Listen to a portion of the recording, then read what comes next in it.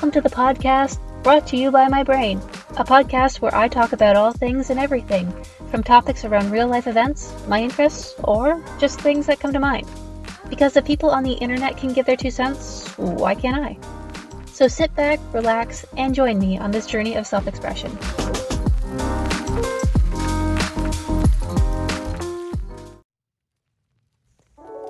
Alright, we are recording, and we are doing the thing that makes me internally scream because anxiety reasons, but we are pushing past that because, strangely, this is something I've been wanting to do as an outlet for quite some time. So, hi there, how are ya? Thanks for stopping by this little corner of the internet. It's a pleasure to have you here. Now, you're probably wondering, who are you, and why are you speaking through my electronic device? Which?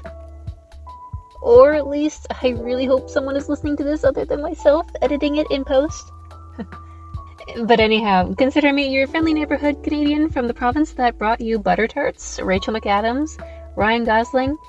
Not bad, I know, right? And Justin Bieber.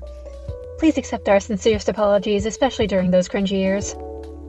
So, maybe some fun facts about me. I like nerdy things, or at least that's what society has deemed it as. And I like pop culture things.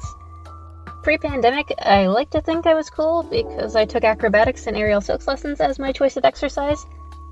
I also don't have wisdom teeth, but that's because they never developed, thus never grew in. And my least favorite holiday is Groundhog Day.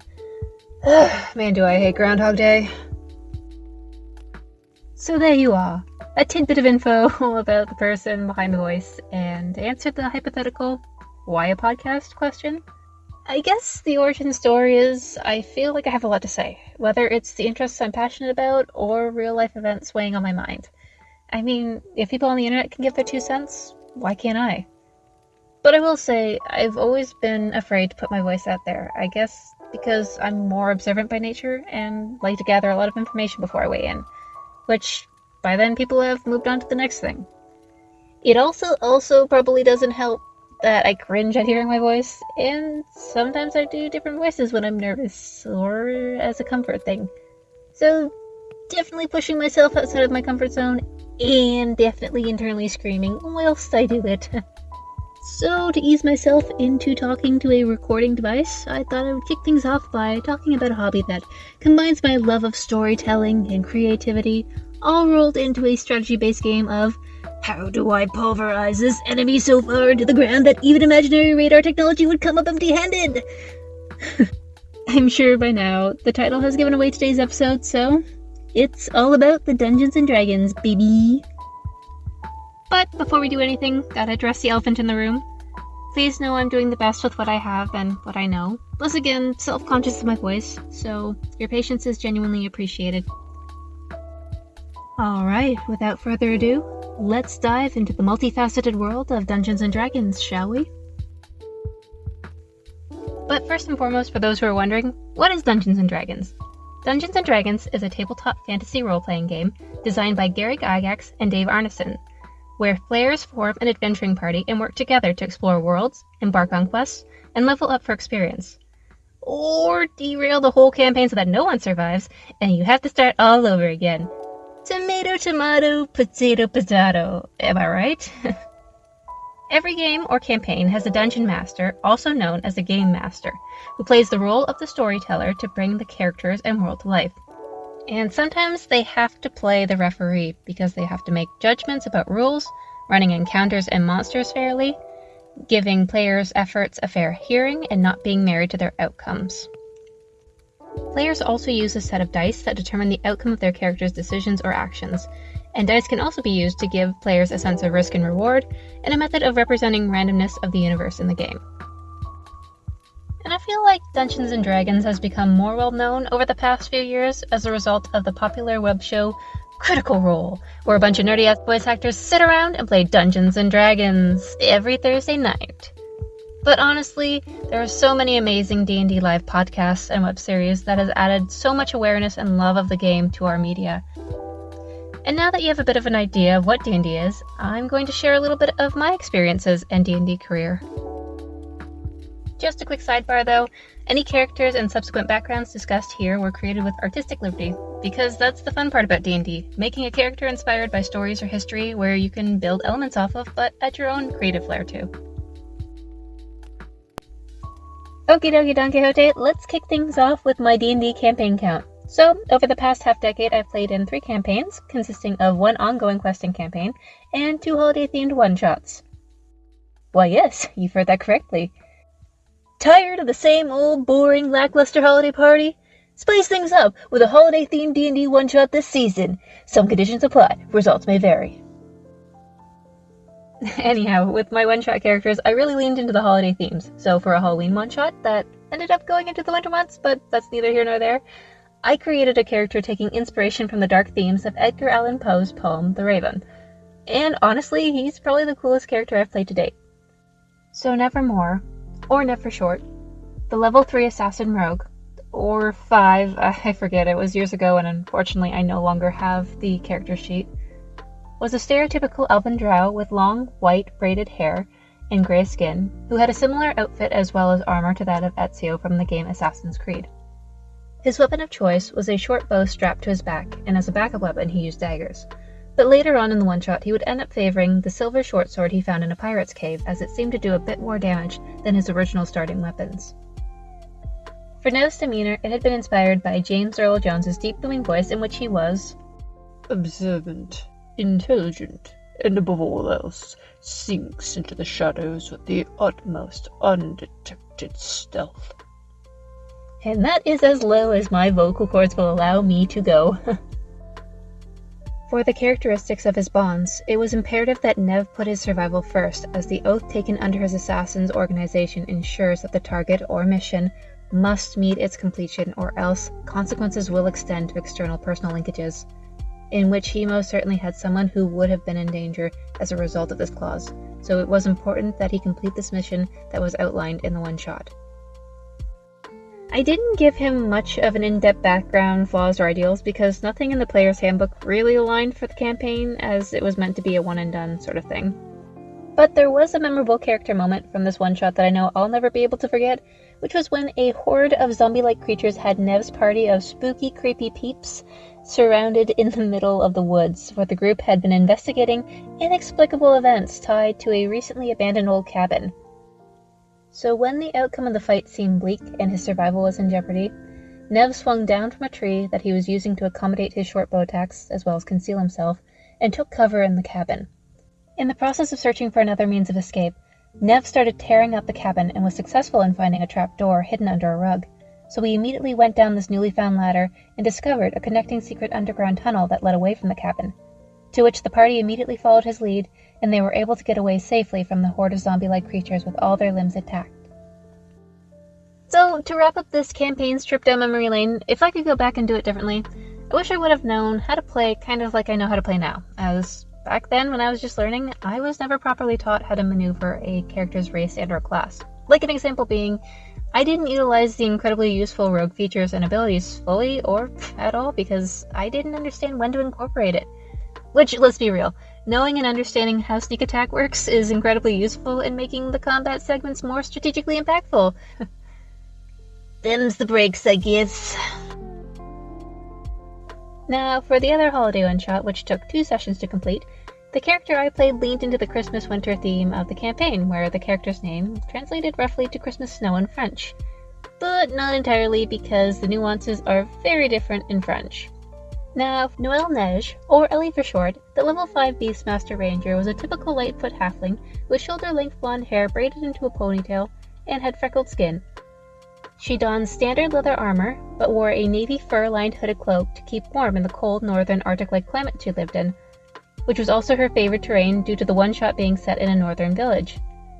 I'm not saying it was the North Pole, but it was the North Pole. She used a short bow, which originally was a long bow, but this got changed to make it work for her stature, so that she could utilize the Hunter's Mark spell, and she also had short swords. I will say I can't really remember if the fighting style was archery or two-weapon, but I did take up the folk hero background. For Ellie's demeanor, I modeled her a little bit after Bubbles from the Powerpuff Girls, and admittedly this sheltered girl I knew growing up, in which she was Sweet. A little insecure, and sometimes she spoke really, really fast, almost like she ate way too much sugar. Oh, and we can't forget that she absolutely loves Bunny with her whole being because it's her best friend that she's ever had in the whole wide world. Of course, my apologies for destroying your eardrums after that part. Obviously, it didn't show, but if you messed with Bunny, she would get a little hardcore.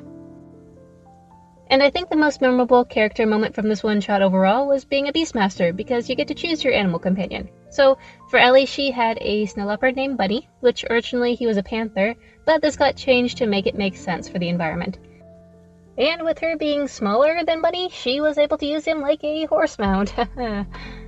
Sidebar, I named the snow leopard Bunny because I wanted a polar opposite name to throw people off during introductions, because I'm sure when you hear the word bunny, you hear cute and cuddly, and not teeth and claws. That said, I was also able to use Bunny's keen smell ability to track the missing individual that the party was entrusted to find. And a cool gameplay flair that I was able to work in for Bunny's character was that Ellie had taught him to comprehend the halfling language, which honestly was just my voice. Now, if I could go back and do things differently for this campaign and character, it would just be that I wish I remembered the halfling race trait where when I rolled a natural 1, I completely forgot this race has the lucky ability to re-roll for 1s on d20 rolls. Also, I leaned on Bunny's abilities way too much rather than utilizing the ranger abilities and features. And now, without further ado, the pièce de résistance, let's get into the ongoing questing campaign I was a part of for 4 years. So this was my very first campaign and character that I created, where I really loved the idea of a character being able to shapeshift into animals. Sidebar, my favorite wild shape form to this day is a direwolf, and I used this form religiously until it was no longer advantageous in a combat as my character leveled up. I also started off in this questing campaign at level 1, and ended up leaving at level 10. So, Elena, the Circle of the Moon Druid, was a half-elf with light eyes, long wavy hair, and tan skin from being out in nature so often. Later in the campaign, her hair would turn red as a result of her magical cloak. She wore leather armor, but before my departure, she was in pursuit of dragon scales to create a new set of armor, since metal interferes with nature-given powers. She also had a scimitar and a short sword, however, I never used these weapons often enough to make it part of her fighting style. Later in the campaign, Elena would take up arrow making and archery, then swap out her short sword for a Triton short sword as it was made of coral. Now early in the campaign, after looting the bodies of foes that the party had defeated, Elena found a cloak that belonged to the Druid of the Fireleaf Forest, which granted fire resistance, a d4 of fire damage in wild shape form, so just the biting action and it didn't extend to the elemental wild shape, and had the ability to change the wearer's hair.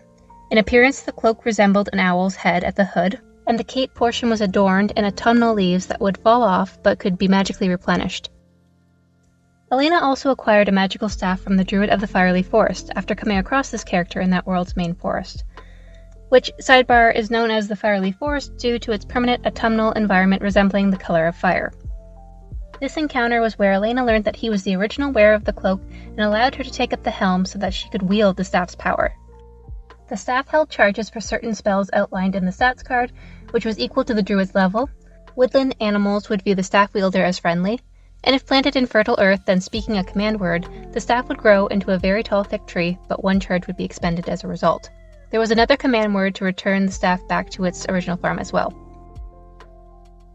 For Elena's demeanor, she was kinda quirky, cartoonish, so a little dramatic at times, and unsure a lot. Her voice was pretty much all just my voice, but maybe a little bit more animated than what I would intend for. Fun fact, originally in the very beginning she had a British accent, but it mysteriously disappeared. AKA, I kind of forgot about it because I would get so caught up in the quest storylines. But the short and long of her character demeanor, it was based off of my newness to D&D as a playable character. So while Elena was looking to learn more about her powers and where she came from, if you won her trust, she would be very loyal and do whatever she felt necessary to help the party, as this was very reflective of her nobleman background. I also thought it would be worth sharing Elena's backstory for perspective, as it's what's brought her to where she was and who she was.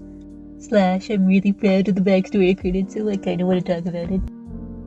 So Elena's story actually begins with her father, who belonged to a long line of patrician heritage. Ego was a high elf whose parents ascended to their heir apparent sovereignty over a seaside town bordering a large area of forestry.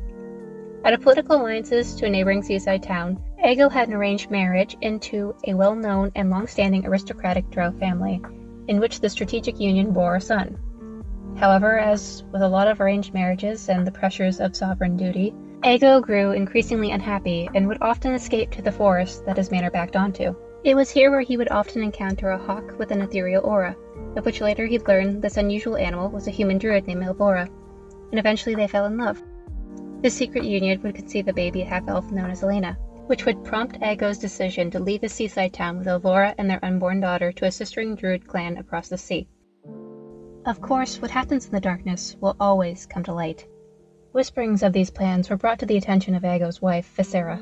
Sidebar, these names came out of an Elven generator 5 years ago and are in no way, shape, or form connected to the Game of Thrones franchise.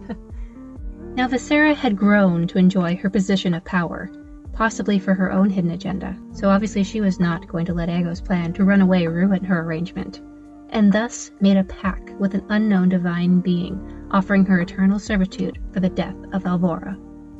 But of course, unfortunately, as with any game of broken telephone, information of Elvora's pregnancy was left out of these whisperings. So when the deity attempted to carry out the agreement, divine intervention was invoked from Elvora's nature deity to provide protection over both mother and child.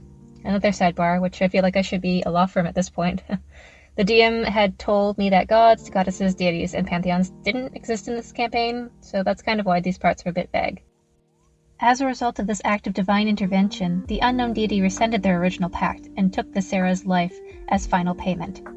However, in order to spare her life, one must sacrifice their own, and so Elvora was to surrender hers to the nature deity once she had given birth to Elena. When Elena was finally born in secret, Aego had her sent to the sistering druid clan before he went into hiding, as Visera's parents had learned about her death and the catalyst behind it. Visera's parents would come to assume guardianship and raise Elena's half-brother, who would later be known as the Raven. It's ambiguous how or where he learned about his mother's fate, but he made it his life's purpose to avenge his mother's death, including killing Elena should she have ever survived. Elena also learns of her parents' tragic story after piecing together childhood cryptic bedtime tales she was told from Fireleaf Forest druids, who had raised her, but she holds no memories of the sister druid clan, since they sent her to live in the Fireleaf Forest at a young age. Her life's purpose from then on in was to find her father, take back her birthright over the seaside town, and prevent her brother from repeating history, all while learning how to strengthen her powers, because the DM had placed a caveat that Elena could only wild shape into animals she had seen on top of her druid level limitations. So to accomplish this, she joined a local guild in the town of Yuan, which bordered the Fireleaf Forest. So I guess by now you could probably tell that Elena holds a special place in my heart. As a new player, I really grew with her being my first character, starting out not knowing how to play D&D, and learning how to be strategic with wild shape and spells. Through Elena's character, I learned how to use animal abilities to my advantage, like wild shaping into a giant spider to bypass difficult terrain, and creating webs that had fire resistance built in thanks to her magical cloak. Also leveraging more information on a situation by communicating with animals and plants in the area. And even finding a loophole of wild shaping into a lightning elemental because she fought one with the party previously. Which was actually one of the rare times that caveat actually worked in my favor, because druids can only elemental wild shape into 4 main elementals. But there is a memory that's fresh enough to recall, as with 4 years worth of adventuring of an ongoing campaign, it does get hard to remember all the moments clearly. Where the party went to visit an underwater temple and its connecting villages on a lake. They learned from locals of strange recent events possibly connected to a serpent god, which later we learned was an aboleth. And so the party visited the underwater temple to investigate for clues by means of water breathing, since Elena could ritually cast this. When it was time to return to the surface, some of the party members had a slower swimming speed than others compared to our Triton monk. So to say she swam like a fish is a complete understatement. Because, Tritons are aquatic humanoid creatures, kind of like mermaids, but without the fins for legs and the need to be a part of your world. Plus, monks are super athletic. Elena jokingly offered the old continuous barbarian an opportunity to be turned into a large whale. I can't remember if it was a sperm whale or a humpback whale, but it was one that could use echolocation. She also asked he carry back the rest of the party, who couldn't swim as fast, especially since he was going to be this ginormous whale. Now, before changing him back to his original barbarian form, Elena had remembered the locals mentioning that these strange events occurred more so when they were out on the lake, So she asked the Triton monk to communicate with the whale barbarian to do a scan of the lake for any weird snake-like creatures, to which the barbarian actually ended up finding a secret entrance to the water temple that housed a lot of creepy magical sea creatures, including an aboleth. And as a result, this cut our search for the cause of the weird occurrences very, very short. Of course, with all of the growth and fun I had playing Elena, there are things that I wish I would have done differently. Which is the reoccurring theme of I wish I had known how to play properly instead of having to learn through watching experienced party members navigate the game. I mean, the DM tried to teach me, but he didn't indicate where this information was coming from, so I ended up learning not just by being immersed in the gameplay, but through cheat sheets and YouTube videos. Of course, at sessions, I'd borrow the player's handbook and ask questions, but in hindsight, it may have been better if someone walked me through how to navigate the player's handbook, which would have given a much better foundation on how to play. Another thing I wish I would have done differently is that I wish I would have known better than to accept the limitation that the DM had proposed, where Elena could only wild shape into animals she had seen, which restricted her whenever she hit a druid wild shape milestone. Now, I'm not sure if this was a way for the DM to have control over my character, because it really did take away from my player agency in a way such that I was extremely restricted in the decisions I could make for Elena's wild shapes. But it did work out to my favor sometimes. As I had mentioned before, I was able to wild shape as a lightning elemental, which is definitely not an option in the player's handbook. But this limitation would prove to have continuity issues because Elena could just use polymorph to turn individuals into animals she had never seen before. So she could use that loophole to wild shape into animals she had seen through polymorphing individuals. It just really didn't make much sense near the end. Okay. I know I've talked enough about my characters, but I do have a concept character that never came to be, which I do think is worth sharing. / I think it's really cool and I really want to gush about it. And this concept character was one that I had in the works as a backup for that ongoing questing campaign. But alas, I never got to play. Maybe one day, who knows. So Rivia, or Riv for short, the Eldritch Knight, was created as a nod to the Witcher TV series. For those not familiar, Netflix has created a show from the novel franchise, put Henry Cavill in a blonde wig, and gave him swords, although that may no longer be the case. But essentially, I really like the idea of combining melee fighting with weapons and spells, or even in general just having access to spells for combat survival. Also, if Riv were to have taken over Elena's spot in the ongoing campaign, they would have started off at level 10, which just gives a lot of the class features that allows for strategic combination melee fighting like War Magic and Eldritch Strike. And I would have taken the Warcaster feat to make it so that Riv could hold her short swords and still perform somatic components of spells. As for their character description, Rivia is an androgynous high elf with shoulder-length platinum blonde hair, tightly braided on one side, almost like it's shaved, and they have blue eyes, which indicates they lean more towards a moon elf subrace. They also wear a metal chain shirt underneath black studded leather, similar to what Ser Jorah Mormont's armor is in Season 7 of Game of Thrones. And they have two magically bonded short swords named Gram, which is Wrath in Old Norse, and Grim. When summoning and casting magic, their eyes glow an ethereal white, and the incantation would be spoken in a ghostly hoarse whisper. So something like, Summon Grim. Summon Grim. I would also either take up the soldier or mercenary background, or maybe it's been changed to a veteran now, not too sure. But this would justify having a horse mount named Beetle.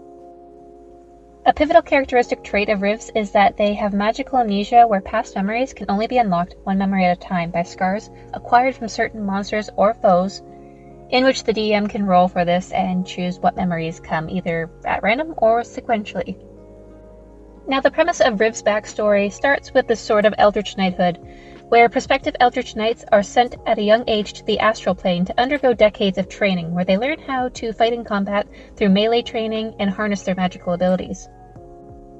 The favored enemy of an Eldritch Knight extends broadly to monsters or foes, and when training is complete, a group of Archknight mages designates an Eldritch Knight to a realm that requires their service, as well as provides the detail of their mission in the form of memories. And they are enchanted with a spell causing magical amnesia that can only be unlocked by scars acquired from certain monsters or foes, which is not only unpredictable, but they're left with a sense of purpose of either fighting something that's bigger than themselves or for basic survival. The magical amnesia goes into effect as soon as they appear in their assigned realm, and new Eldritch Knights wake up feeling almost hungover with very fuzzy memories, but they maintain that vague sort of purpose of having to fight something much bigger than themselves. During the training years of an Eldritch Knight, since everyone participates in the skill building process, there isn't really a focus on gender. Thus, Eldritch Knights do not understand the concept of gender, so if it was ever brought up, they wouldn't understand the connection, but they'd be apathetic towards it afterwards. Once an Eldritch Knight completes their mission or purpose, they have the option to return to the astral plane to train new prospective Eldritch Knights, or they are able to remain in the realm they were sent to. And finally, Riv's demeanor is inspired by Geralt of Rivia's standoffish, gruff nature, but they experience moments of retrospection to try and recover what those blurred memories are, rather than just accepting all they know is that they have to fight something bigger than them. Now, Riv isn't always serious and guarded. They are capable of making action hero quips every now and then, but I will say Riv does try their hand at being deceptive sometimes, which comes off more so as being intimidating than anything else. So, for example, say while the adventuring party is investigating a building potentially linked to criminal activity, they get caught by guards or individuals of that level. Riv's response would then be something along the lines of, "The tavern keeper at the Black Barnacle inferred a library of sorts can be found out here. As I mentioned, I've been looking for scrolls that will provide information on how to properly dismember bony beasts." And they also recognize and show respect to like-skilled fighters in their own way. When gaining a new magical ability or memories, they will suddenly experience a splitting or piercing headache, their eyes glow ethereal, and they pass out. Overall, this is a very collaborative character for a DM and can easily fit into any campaign. Alright, so you've heard me talk about what D&D is, why it's cool, and how much time, love, and backstory I've put into my characters. But you probably noticed at certain points, it wasn't all happy, fun camaraderie times. You know how I mentioned DMs are a pivotal role in bringing the game to life and playing referee? They can also play a role in making the game a living nightmare. While I love playing with my party and figuring out my character's journey, a lot of sessions I would always be walking on eggshells with the DM in that ongoing questing campaign. So the Cole's Notes version is he would disrespect my boundaries, belittle me in front of the party, gaslight, and just be an overall jerk. But I never knew when this sort of mistreatment would flare up, so I would always have some form of stress going into a session. And I guess talking about what happened to me is just a form of cathartic healing. So I feel one of the more prominent issues in our game interactions over the past 4-ish years that I played was him not respecting the boundaries I would place, and it would not only make me very uncomfortable, but it invalidated my feelings and made me feel very alone. When you roleplay, it's a vulnerable type of activity, especially in D&D where the characters that may have a piece of yourself reflected in is put into the hands of the DM who you trust not to harm by crossing a line. It's important for a DM to be conscious of their players' boundaries, and that's done just by communicating with them through check-ins and in general creating an environment where players are comfortable to approach a DM so they can share their gameplay boundaries without repercussions. So a fact about me and role-playing is that I'm not comfortable with romance role-playing, to the point where it just makes my body have a physical negative reaction, like cringing and just embarrassed. However, I don't stop other party members from pursuing it with other characters, because if that's what they want, then they should have it, so I deal with it. But I do not seek it out for myself in-game. So when the DM at the time sprung it on me from a non-playable character, or NPC, I was caught off guard and flustered, which I told him that while awkwardly laughing it off. I approached him later on to make it clear it would be best if I did not have romance for my character, which I was already nervous to have the conversation to begin with. His response to this was, "Yeah, that's fine, but I don't see anything wrong with an NPC flirting with everyone," thus completely ignoring the boundaries I put forward, which again was not an easy feat to begin with, and so I had to make extra sure to never put myself in that position again every time I played. Another major issue in our game interactions over the years was player inequality, which is where a DM is either extra strict or lenient with a player, and lets this influence how the story unfolds. In my case, the DM would often belittle me when my character didn't interact or choose the action exactly the way he wanted. And he would do this in front of the party members, which was not only humiliating, but it made me believe I deserved this treatment. When I went to sort out one of these incidents in private, he had a response along the lines of using me as a type of teachable moment of how he wanted the party to start playing a certain way, but he never ended up saying anything to them about it. I get that people can clash in the heat of the moment, but at that point I had already asked him previously to speak to me in private if he had any issues, because how he was handling it in the game, in front of other people, was really starting to impact my self-esteem, and I didn't like it. I had also spoke to him in private about how during sessions he would treat me a lot differently than other players, but he would immediately dismiss the concern by saying he didn't do that, and so it was kind of a losing battle at that point. Anyhow, moving on from that and circling back to the theme you may have picked up on earlier, which was my player agency often being taken away. So player agency is when a player controls their own character, and if a DM takes away control of their own character, players can then feel like they're not participating in a game, but also like the DM is telling a story that the player has no say in. Now, I've already touched on when I was very new and didn't know any different. My character Elena was given the limitation that as a druid she could only wild shape into animals she had seen within her level's beast shape restriction, which made it incredibly difficult and frustrating as I started to learn how to play the class. But the DM would also ask for character background and relevant questions to which I would put a lot of time, effort, and even research into, just to have it either all shot down and be told what should be done instead, or completely change things without a heads up. Which, honestly, my personal opinion on that is, you might as well just create the character you want me to play and tell me to play that, rather than waste my time and efforts. Which also, sidebar around player agency, I once saw a TikTok about how DMs should be choosy with players that align to their gameplay style. Yeah, if you have a disruptive player that's taking the fun out of everyone's playing experience, you should remove them from your game. However, you should also keep in mind that running a tabletop game is a collaborative storytelling experience, where players are able to feel that their decisions and characters matters, or they'll stop caring about the game. If you want to run a campaign where you get to make every decision and players have no input, then you could always write a book instead of a tabletop game. But I want to give credit where credit is due, so shout out to YouTubers Ginny D and Level 3 to XP for helping me understand in most recent years how player agency works, and why it's important, because this is something I didn't know going into tabletop gaming. Now, if you think controlling player agency is bad, the DM also went as far as to gaslighting me into believing my party members had issues with how I played, and they were annoyed with me because I was taking away from their playing enjoyment. So naturally, if your actions make people uncomfortable, you should rectify the situation by apologizing and correcting the behavior that's causing discomfort. Which is what I did, and while doing so I found out that while one individual long ago may have been frustrated that I seemed reluctant to engage in the game, they brushed it off as they understood there might be something out of the game that was wearing on me personally. And that most definitely didn't ruin their playing experience. For the other players, they didn't have an issue. They really enjoyed playing with me and loved the zany antics that would unfold from Elena's approach and efforts. So he did a lot of damage with that one.